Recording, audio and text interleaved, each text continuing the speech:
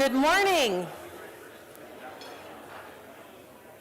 Hey, welcome to Wake Up West Coast for November. I am so excited to be back with you. I don't know about you, but it feels like it's been a minute since we were all together, and today we are in for a treat. So thank you for joining us. Before we get started, I absolutely need to thank our sponsors today. We had a morning mingle sponsor, Disher, this morning is with us. Hopefully you had a chance to stop by their table, get some of that fidget putty, and learn a little bit more about the great things that the Disher team is doing. So will you join me in thanking the team from Disher?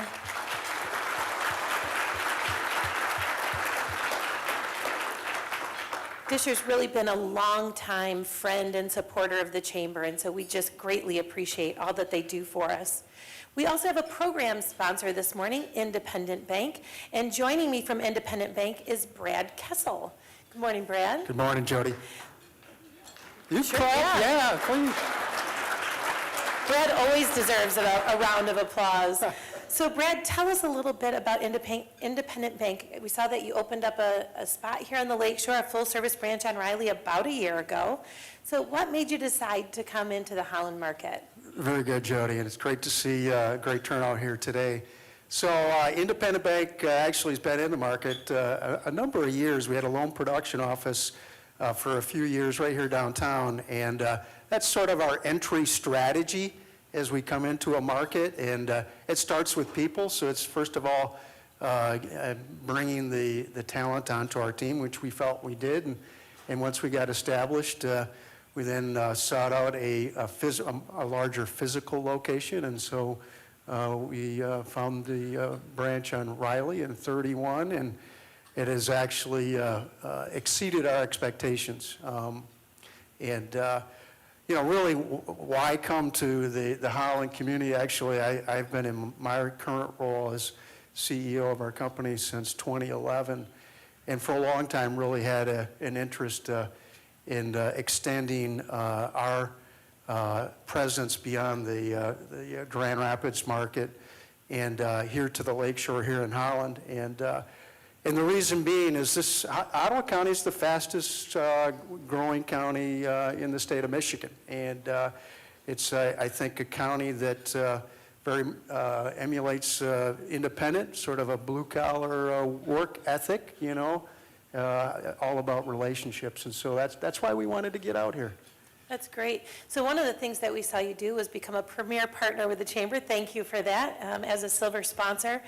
How else do you get involved with the communities that you're in? So really, when we think about success factors at Independent Bank, yeah, you know, we of course it starts with our customers and our associates, and of course we're in a highly regulated industry, so it's regulators and shareholders, but the community is what it's all about. So for a bank can only be as strong as its community. So what you'll find for Independent Bank is that we lend in the market, we will invest in the market with dollars, you'll see us sponsor, you'll see us volunteering, and oftentimes, like the Chamber as an example, you'll find independent leadership on the board. And I'm very proud of when we first opened our branch, a great example. We had a drawing, and we gave away in that drawing, I think roughly about $10,000, just some seed money for some local nonprofits. So that's some of what we do. I would point back to this past October. We had our 8th annual Be the Difference Day. And so Independent is scattered around across the state of Michigan and 25 counties with 59 locations. And in all those markets on Be the Difference Day, we were out volunteering for the day. And the employees got to pick which entities or projects to work on. And at the end of the day when we left behind a check. The checks added up that day to $140,000, and so that's a little bit of what Independent does in our communities. That's fantastic. Let's talk later about Community Impact Day. As we wrap up our time together here, Brad, what's one last thing you think that our members should know about Independent Bank? You know, Independent, you know, while we are newer to the Holland community, we are one of the oldest financial institutions in the state of Michigan. We have been around now 160 years. And the other, I think, key stat is we are the largest bank headquartered in the state of Michigan, so at 5.2 billion assets. We have 850 employees, and the key about Independent, we are customer-centric. So you know, a lot of companies will say, hey, they put the customer first and so on. But that truly is in everything that we try to do. Think about how do we take care of the customer. And so when we invest, our investment priorities are in this order. Number one, we invest in our people. And so it's bringing on, training, developing our people. Number two, it's technology. We live in the digital age. And so really important that we continue to invest in technology and make it easy to bank with your bank. So that's Independent. And number three, we'll invest in some level of brick and mortar. We want it to be a nice place for our customers to come and bank with us, but also for our staff. So that's the Independent story. And for those of you that currently bank with us, thank you. For those that maybe don't today, and maybe you're not entirely happy with your bank, give us a shot. We'd love to take care of you. Thank you. Wonderful. Will you join me in thanking Brad?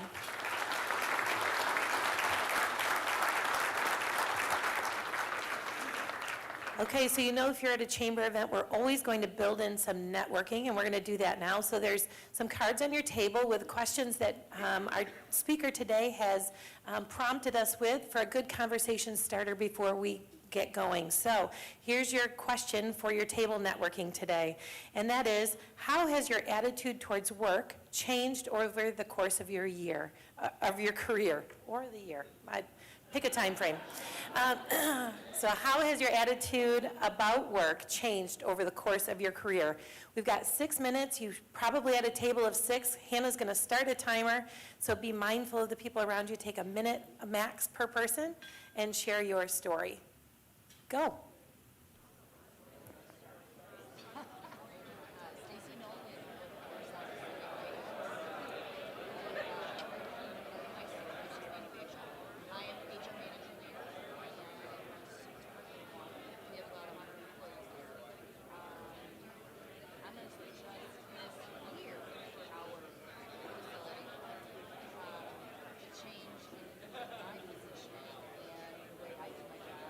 We have a new CEO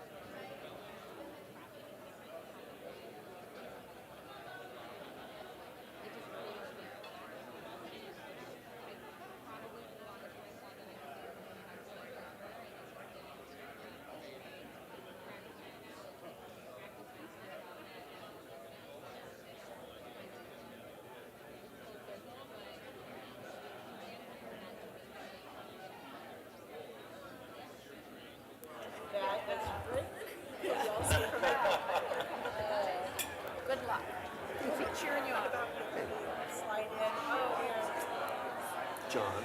Okay, welcome back.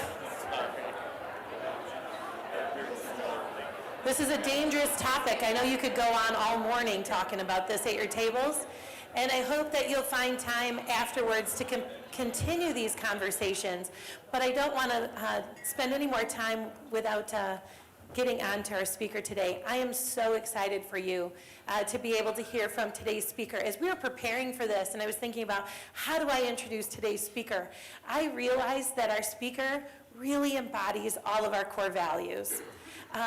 He is absolutely an innovative trailblazer with contagious energy and a positive attitude. That is what we're about at the Chamber, and so it's so fun when we can find speakers that align with us in this way. So without further ado, I'm going to just get you right on to today's speaker. Join me in welcoming John LoDuca to the stage. Thank you, Jody. I'm so glad to be here, and I truly believe we have the best chamber in the state of Michigan. Can we just acknowledge Jody and her team? They're just fantastic. Thank you. Yeah, I love being here. Pop quiz, things you can tell about your speaker within 10 seconds. I am a weather optimist. Clearly, I'm dressed for boating. I woke up, it was 32 degrees, but I'm delighted to be here with you. I spent 22 years of my career with a hypothesis, and that hypothesis is that a company's greatest asset and its competitive advantage is its wisdom. Greeks called it phronesis. The Japanese in the 90s or the 2000s started to call it tacit knowledge. And it's this ineffable thing that lives inside of every organization. And my job all of this time, 2 businesses that I built to go and exercise this thesis, was to go in, gather that intellectual property out of the heads of the people that had it, transform it into process, and help scale the organization. So my job would be to drive top line in an organization. But what I learned along the way was this wisdom connects to purpose and meaning for the people that participate in the organization. And so I'm thrilled to be here to share these ideas with you. I have some good news, I have some bad news, and I have some kind of sad news. The good news is, 22 years, I have 4 hours of content for you today. I'm super excited. The bad news, I only have 40 minutes. The sad news is, you're probably greatly relieved, but I'll get right into it. Okay, so we are living in a transformational dynamic, a time that is very, very different. And the stat that freaked everybody out and went quite viral was this Gallup poll that came out, and they do a global study, and these numbers just keep getting weirder and stranger. 85%, I want you to just be with that for a second. 85% of the workforce are dissatisfied with their work. Let's just pretend you're the world.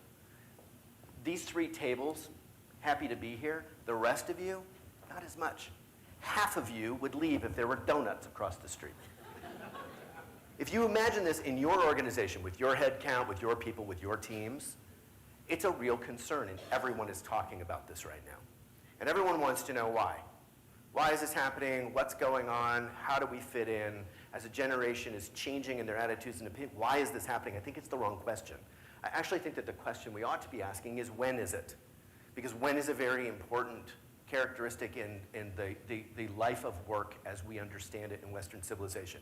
It is very, very different than it's ever been. And so here's a high-level overview of work.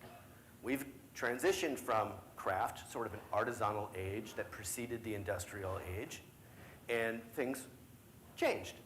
We saw the industrial age develop, it became dominant, we saw the United States take the stage, the Japanese ascended with lean, and they brought that to the table, and it became basically the established standard for manufacturing, and it spilled into all other areas of work, and now we're into a new chapter, a kind of an uncharted territory with technology now moving right into artificial intelligence. For those of you that are more historically minded, I won't go too deep into this, but this is probably the top thinkers from a business management theory standpoint for the last couple hundred years. We start with Adam Smith. We're talking about the invisible hand up here on the top left, right? We're talking about division of labor. And then we have Taylor, who is the guy with a stopwatch. He was the first management consultant and would walk into organizations and just sit down and go, what are you doing? And kind of make it faster and more efficient. We know about him. And then, of course, we know Henry Ford and the abundance of production capabilities that grew out of Detroit and really led an industry and an empire. And then, of course, we saw what happened right at the end of World War II, Taiichi Ono and the Japanese, they decided to refine mass production principles and develop lean. And so you see this, Edward Demings was involved, and then of course Drucker was writing about it, and then something interesting starts to happen. We move into this little bald guy at the top here, Michael Gerber. Gerber's like Prometheus. Gerber grabbed these ideas and applied them to the small business world. So if you've read E-Myth or E-Myth Revisited, Gerber said, I'm going to apply these here. And of course, Smith and Welch applied these outside of automotive, and abundance of lean manufacturing principles permeate the entire workforce. Well, where does it go then? Well, it starts to spell Steve Blank's work. That's the precursor of the lean startup, those ideas of the lean startup. We start to spill into that. So all of this perfected approach for work, Gino Wickman's approach with traction looks at the business as a whole, and what happens next? Well, where are we? We're at 2007. What happened right around then?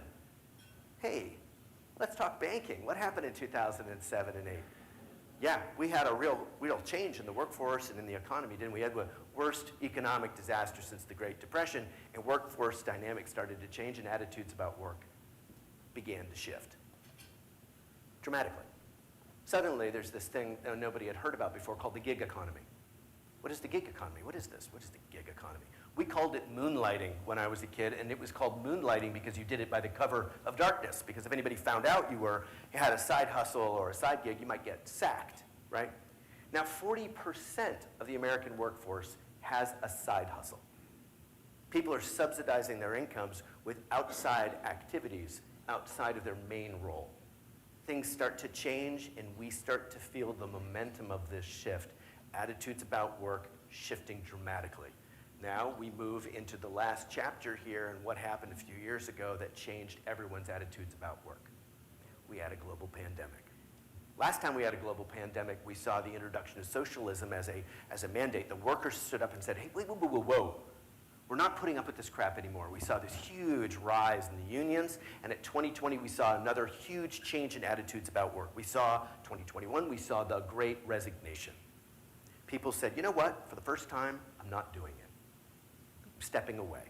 And that lingering dynamic, Brad and I were discussing this, hybrid work, people working from home, attitudes have shifted about work, and we, our generation, we're sort of wrangling this because they've changed right on our watch. I know you're already talking about this. These are boardroom conversations. Jody confirmed, like, these are the kinds of things we're talking about today.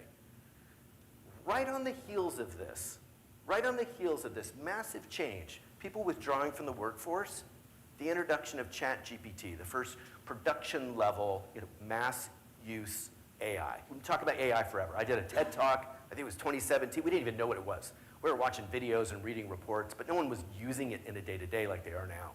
And we're seeing the implications. The void was filled by this new technology that does want to do routine and automated work. So these attitudes and opinions about work are reflected in a historical context. And I want to talk about it. What's changed? Well, pretty much everything, right? The kind of work we do, the way we do it, the pace, the workers themselves and their attitudes and opinions and their social values. The balance of power has also changed. This is a significant indicator about what's going on with work. We've seen something happen that in the course of human history we haven't bumped into. Widespread abundance. So this is my dad's generation, 50s and 60s. These are guys heading off to the factory. They've got ties on, their shoes are shined, they show up early, they stay late. There was scarcity. They needed a job. They had to find one, and when they got one, they needed to keep it.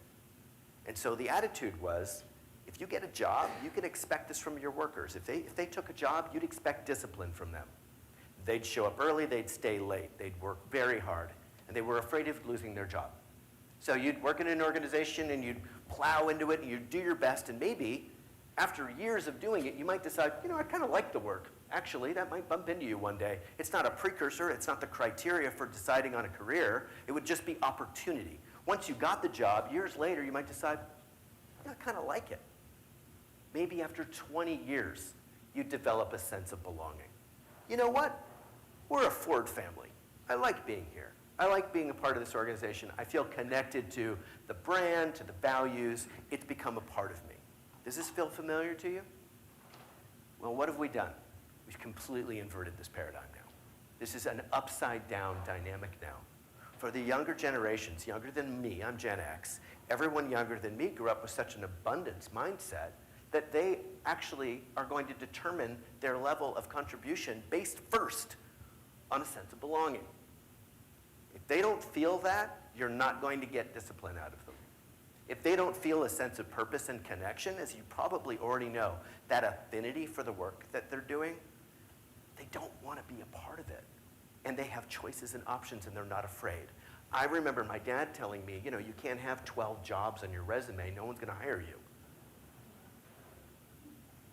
Now it's practically a precursor, like a badge of courage. Like, you know, I pop around, I can. I was talking to somebody here in town, I won't name names, but they run a nice manufacturing company, and they said, you know, I've got people who leave because they don't like the toilet paper. They just go across the street because they know they can. So just show of hands. Do you feel me on this? Are you feeling this and bumping into some of these ideas? I see a few hands raised. Okay. Thank you for the obligatory hand raise. I think it's prevalent. I think we are kind of bumping into this. We haven't named it yet. And so if you look at it from this schematics, you'll see that these attitudes have changed. These are our generations, okay? This is the age group for those generations. And these are their priorities. These are the things that matter to these different generations. Boomers saw their parents struggling through the Depression, and they grew up with a drive for security. My generation, Gen X, we grew up in the 80s. We were follow your bliss. We were looking for significance. Preceding generations rode that wave. They wanted freedom. They wanted opportunity to expand and explore and adventure through the world. And now it's expanding right into the next one, which is Z, and they want purpose and meaning. And if we don't give it to them, they'll find it elsewhere.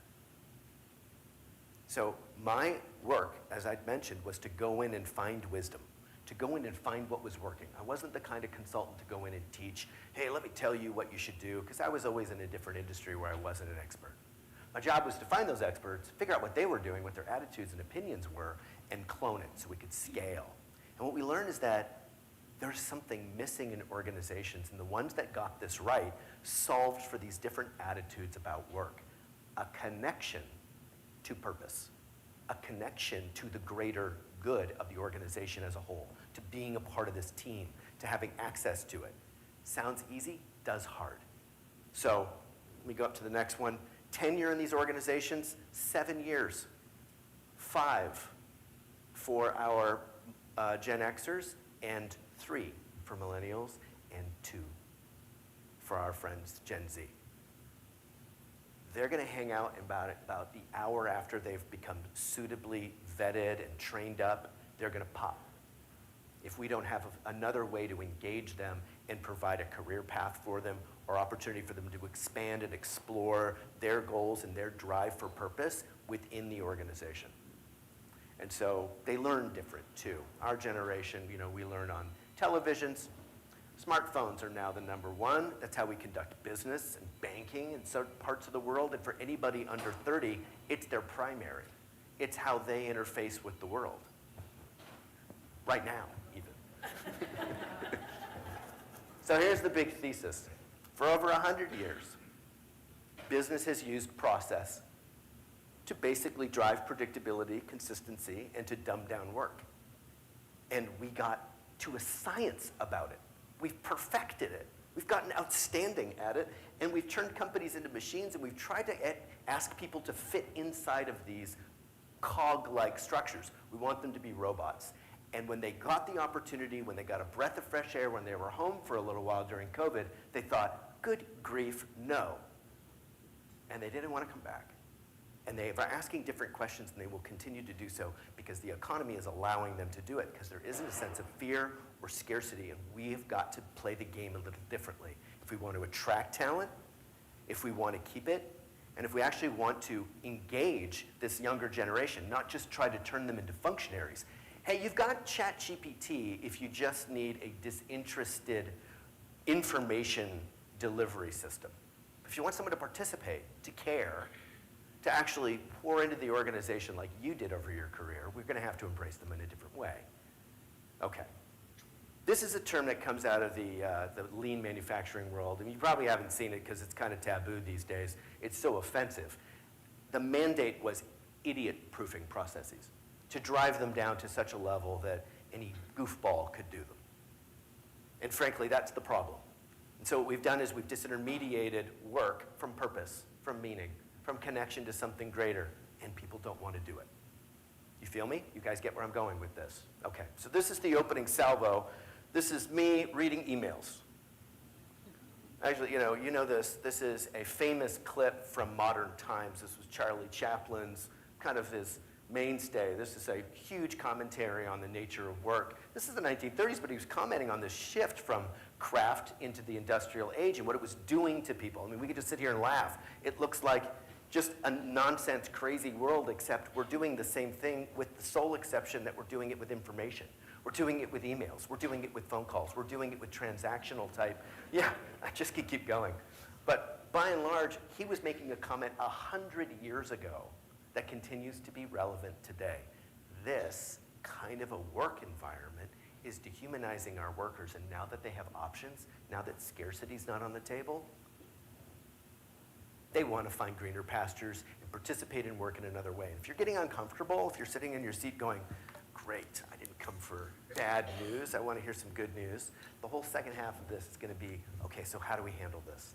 So what are we supposed to do now might be what you're asking yourself sitting in your seat. I get this. My kids are dealing with this, or I see this with the younger people in my business. How do we overcome it? How do we address this? Well, we need different tools and new frameworks. We kind of have to think about this problem from a new perspective nowadays. And that's time. It's been 100 years. We've been working a paradigm and have perfected it. It's time to transition to a new one. And so this is the way you were raised, and so was I. This is the top-down organizational model called the corporation. And it's an oldie but a goodie. Came out of the 1860s and 70s when the railroad and telegraph companies were spanning across the West. They needed a new model to organize information. So line of sight management would be sort of cottage industry. We're in the factory, and I see Tony over there screwing around. I go, hey, get back to work, Tony. I can't do that when I've got 3,500 miles and 20,000 workers spanning across, enormous, drift of land. So they borrowed from the military and built this top-down organizational model. And you've been inside of it, maybe haven't noticed. But this is the predominant organizational structure. And it's not absolutely terrible from connecting to purpose if you're employee number 5, if you're one of the top people in the organization, because you're in the spin of what's the purpose and what's going on around here and what are we doing about it. It's a little more tricky when there's 100 people or you're employee number 1,000. You'll never gain access to that purpose of the business, the wisdom of the organization, its reason. You're too far away from it. And as this organization gets bigger and messier and the telephone game ensues, you wonder what so-and-so's doing way out on the shop floor or out in a remote office, and it's because they've gotten distended from that core. They've gotten too far away from the centerpiece of what's going on inside that organization. If you got hired by Hayworth, I mean, God bless these people, this room and what they've done in our community. If you got hired, by Hayworth maybe 50 years ago, you might have access to the wisdom of the organization. It's different now, right? Because you might be a small part of it. There's a good story with Hayworth. There's a fellow named Dan. He won the Dick Hayworth Award just a couple of years ago. Dan's a guy, he was a picker. He'd ride the high-low and had his job, but during breaks, he would go around all over Hayworth and see how the parts would be combined so that even in his own little domain, he could understand the whole. And Dick Hayworth gave him the Hayworth Award because that's the kind of thinking that you'd want someone on the shop floor to have, that they're really thinking about the whole and understanding the dynamic, but it took that kind of unique initiative. This is what people are craving, though, is a sense of meaning and purpose with their work. But unless they take that initiative, they may not get it. And so we need a new paradigm. And we call this a wisdom-driven model. And the idea is wisdom is a thing. It's a corporate asset. It lives in the heads of the people in the organization. If you get your hands on it, it's a great asset. It can be levered and deployed for growth to make you more resilient. It can de-risk an organization if you in-source wisdom. What do we do and why do we do it and how do we do it? And it drives processes and it trickles out into work. And so this is how it's normally structured, but what's neat about this model is it's universal access. It's like air, we can all breathe it. As opposed to being squirreled away in the ivory tower in a structure like this, everyone can gain access to the wisdom. A brand new person can find out our why. They can understand what we're doing here, our values, our principles as an organization, the heritage of this narrative. I joined the company 100 years later, and there's some beautiful photos in the hallway, and I can get a feel for the heritage of that organization. I can get like an echo, like a ghost rummaging around in the attic of what that brand stood for. But it's not the same thing as hanging out with GW and hearing it firsthand. But that's what we crave. If people on your team are craving purpose, how do we give it to them? So my talk isn't, this is the problem, because that's not fun. And it isn't just to show you this model. I want to talk about who's doing this, who's doing it well, how they're tackling this. Just show you some examples so we can have a proper conversation, and I can leave you with some ideas you can embrace and employ in your organization. So this is a cute graphic. Yeah, we get it. Wisdom is this thing. What is it? It's stories. It's values. It's how why informs the how. And that work trickles down. Okay, so what's neat about that model is it organizes this information, so instead of it being merely top-down like a quarterback calling the plays, it's now flowing inside the organization. Because if you go back to this, what's really groovy about it is wisdom lives in the frontiers too, doesn't it? It doesn't just live in the ivory towers. It doesn't just live with the executive suite. The model on the left, that old model from the railroad companies, that model was, we know how things are done around here, and we're going to push that out to workers like they are soldiers out in the field. Model on the right says, we're going to insource wisdom. We're going to pull it from the folks out on the team. We're going to gather wisdom from the people who have it, all those pioneering souls out there who are innovating on the front lines, and we're going to make that wisdom our wisdom as an organization and teach and use it as a convener, use it as a way to bring people together and bring them under the same umbrella of purpose and meaning. Well, this is the structure for doing it. The why is your wisdom, right? And the how is the process, and the work is the what. But what's neat is if they inform on each other, all of these assets can grow. So how do we do it? I'd like to tell you a love story. It's early, but I'm still going to tell you a love story. But it's about business. And for all of you who have been a part of a business, a small or a little one, you know that they all started with a love story, right? I know it's corny, but it's true. Someone, some pioneering soul, got started in a business because they fell in love with an idea, with a type of a client, with a way of solving a problem. And they made themselves exactly what that marketplace needed from them. So if you're a first-generation business, if you are a second-generation business, if your business has been around for an hour or 150 years, somewhere, somehow, someone started by absolutely falling in love with creating value and that reciprocity of getting a check for creating that value. They found a market that liked them.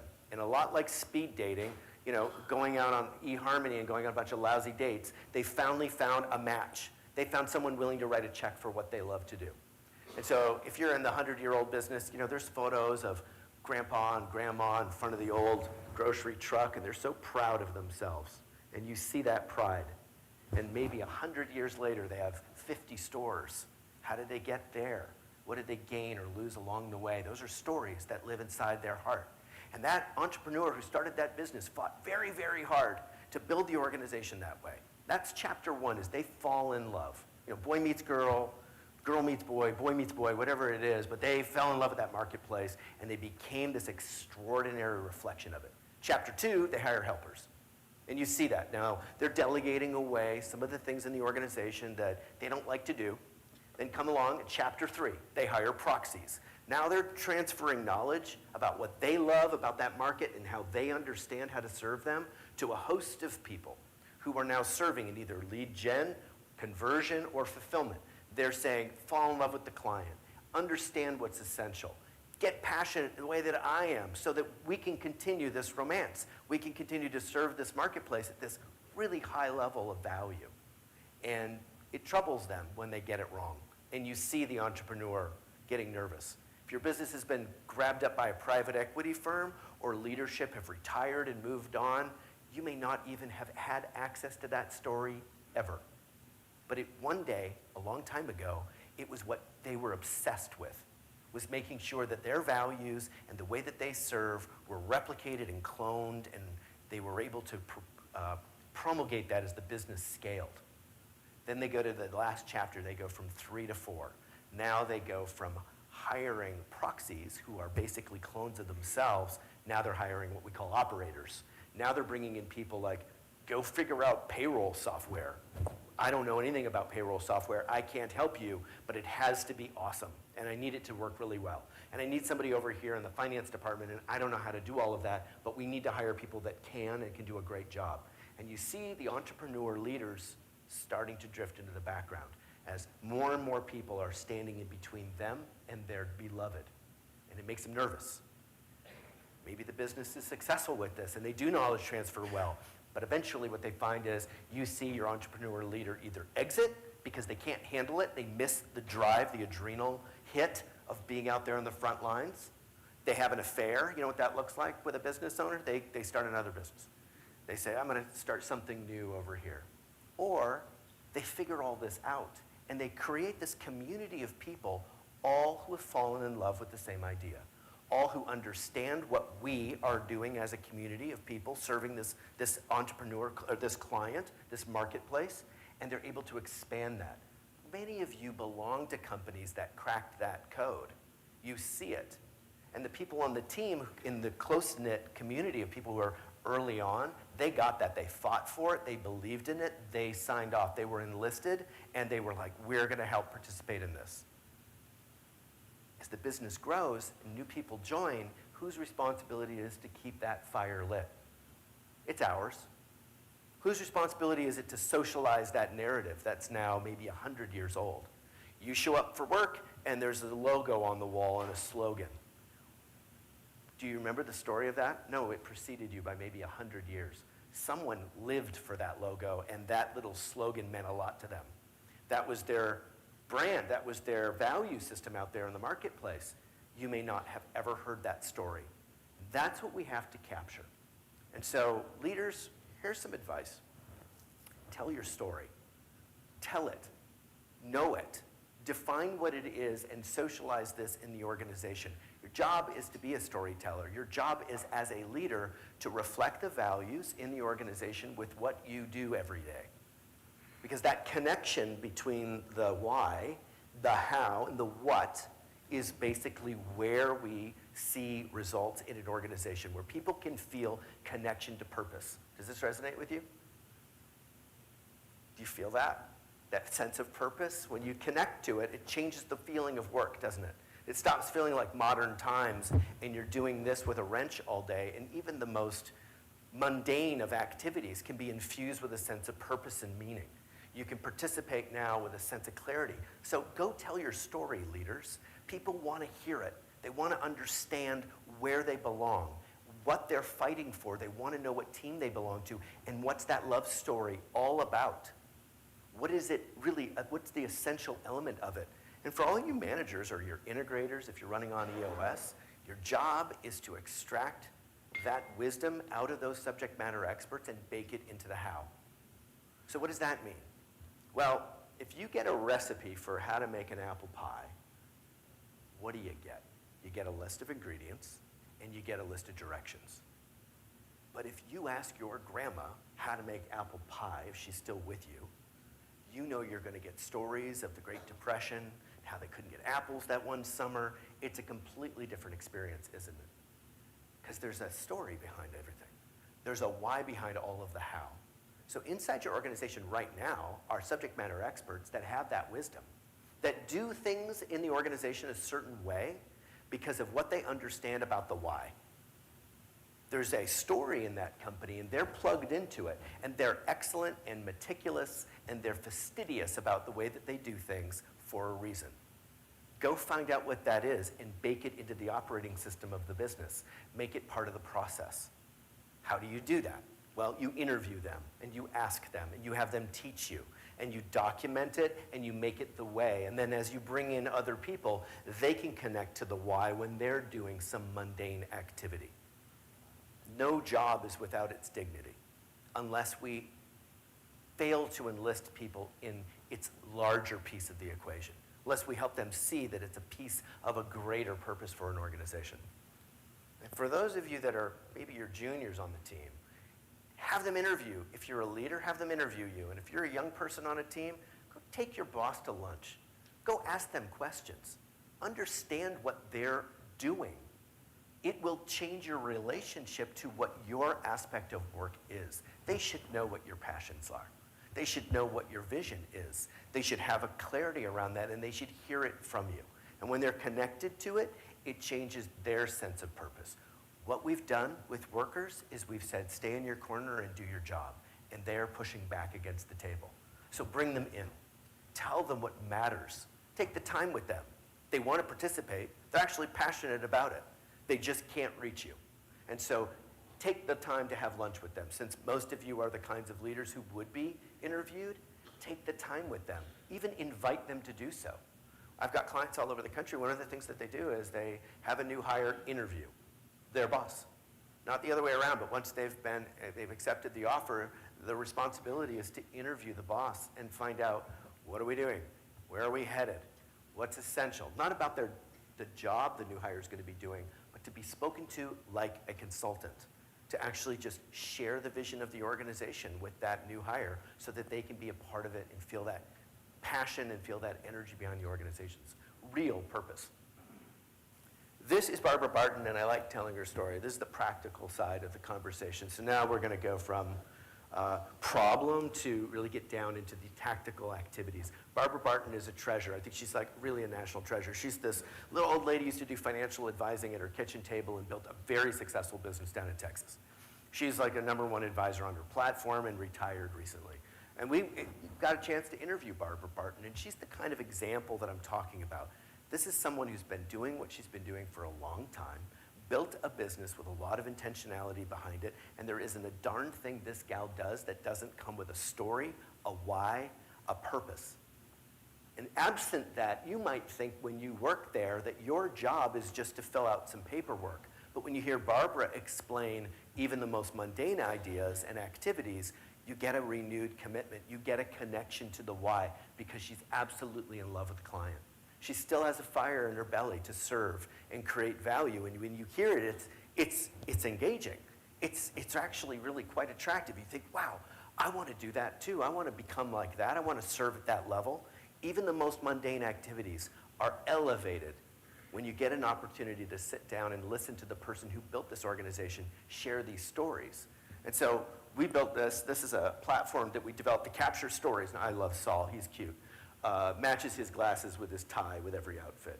And he loves to tell stories and communicate and connect. And so what we talk about is your task is to go out, capture stories, and harvest them and put them into something, a central repository so new hires can access them. A way for people to kind of connect to those, even if some of the people will not be on the team in a few years. I might like to know you as a leader. I'm a brand new hire. I may never get a chance to have lunch with you. Maybe you're going to retire. You have exiting executives. We have, this generational dynamic. We have some very senior veteran people who are now moving out of the workforce onto greener pastures, retirement, or what have you. And wouldn't it be nice to know their stories and understand their why and have that as an archived resource for an organization? You bet. That's the type of thing that you can capture, and it's right in your organization right now. It's free, and you feel like you're too busy to do it. Think about all the time you're wasting trying to find people, trying to plug them in and engage them when they can engage themselves because they'll just get excited too. They'll say, I want to participate in this. I want to be a part of what's happening here. That's our charge. We can no longer say, well, you get a good paycheck and a nice benefits package. Aren't you happy? Your father's generation would have been thrilled. And I get all this free time? They would have thought, that's enough. And aren't we perplexed, flummoxed, that it isn't enough? We have to go beyond that now, and we have to plug into something that didn't seem important to our generation or our fathers and mothers. We now have to plug into purpose and meaning and connection.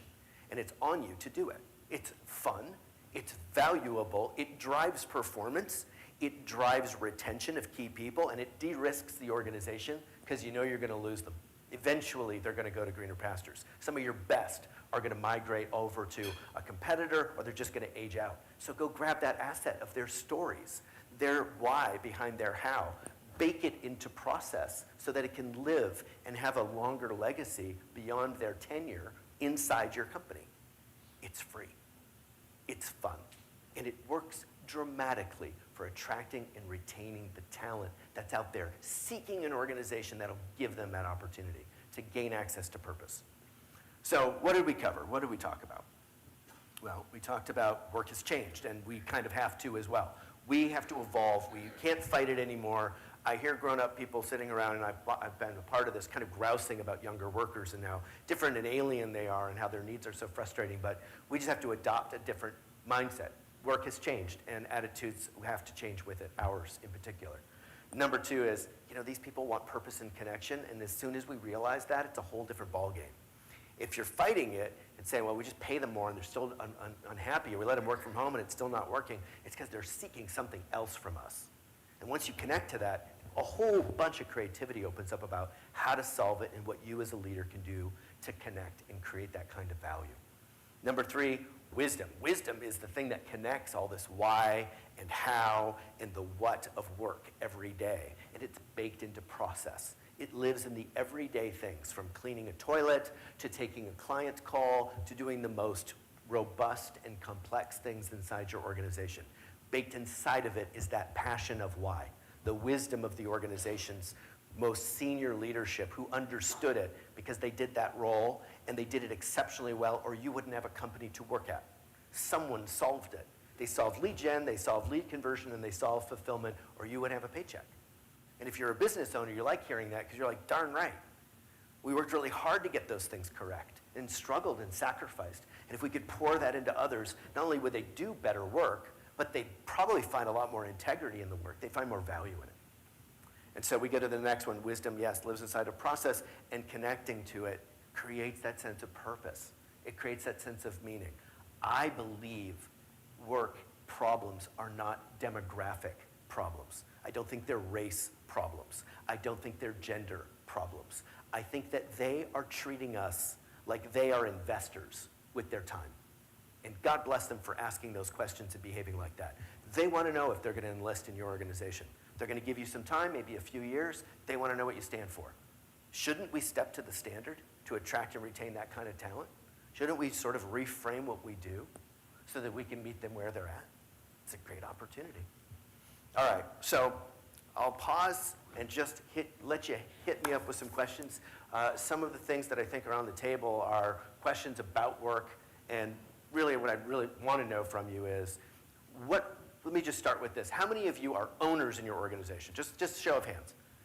Okay, so a decent smattering of you. And how many of you are leaders? You say you're leaders in an organization, majority of you. Yeah, okay, very good. So hit me with a question. Jody, you've got the mic over there. I'd love to hear your thoughts and ideas about this. Oh, you're all very quiet now. Yes, sir, in the back. So just thinking about the role of communication, could you talk about different ways you've seen the leaders be successful in communicating that why throughout an organization that does have multiple layers?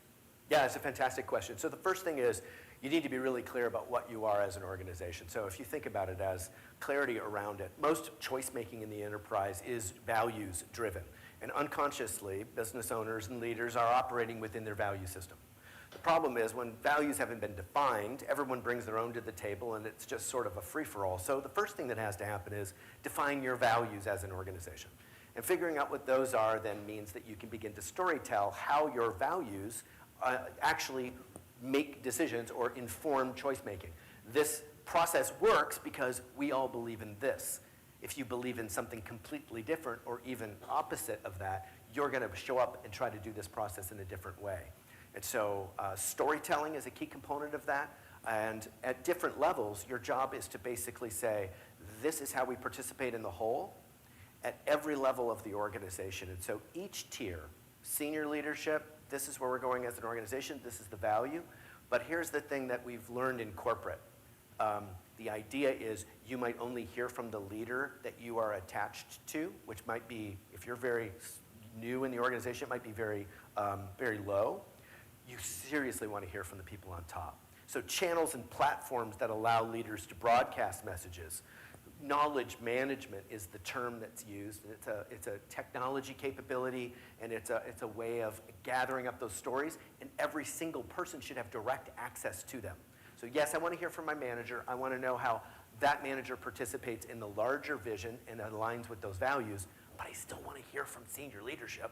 I want to hear from the person that founded the place. I want direct access, and since they can't have lunch with me, because I'm the new guy, you need to be able to give them a technology access point to that. So those stories, videos are a great delivery system. You can stick things in the cloud now and make those accessible to people that want them. A lot of my clients are using these techniques for onboarding. You're going to get enculturated when you get onboarded. It's not just about payroll. We're going to teach you our why. We're going to have stories from our senior leaders explaining the background of the organization, and we will incorporate all of those into just your induction process over the 90 days. All great strategies for pushing message down. Fantastic. Great question. Jody, you got one? You've got time for one more? Yes, sir. Hey. Real quick question. I'm guessing there's some people out here thinking, boy, this sounds like a lot of work. And they're already overthinking it, trying to figure out, well, that doesn't make any sense for me because I have too much to do now. What do you say to, I mean, that's kind of what I'm thinking. What do you say to them? Yes, a fantastic question. And I think that because we share EOS, and I think that, Scott, you understand this, like most organizations look at this and they say, how are we going to tackle this? And I'd say, what's the time, if you dollarize the time you spend doing the opposite, fixing these problems, replacing workers, the cost-benefit analysis on this is an easy equation to make. Tenure is a real dollar that you can measure and monetize. And so where do you want to invest your time? Reinventing the wheel or perfecting the approach? So one of the things we recommend is working in a capacity where these are activities and projects that are done not once, but on an ongoing basis as a discrete activity set. Maybe every quarter you're working on capturing organizational wisdom and sharing it with the community of users. It's not a discrete activity like we're just going to race into it and be done one day. It'll be an ongoing but small activity. HR can sometimes own this, training can sometimes own this, and they'll incorporate harvesting stories out of the organization. It's just part of the way they do things. So we're talking about hours a month, not 20 or 30 hours a week. We're talking about small incremental steps moving this forward. Every time you move along, you get a little closer to that truth and the organization orients around it. I think we're at time, so I think I have to stop. But I told you I had 3 hours worth of content. Thank you, Jody. Perfect. Will you join me in thanking John?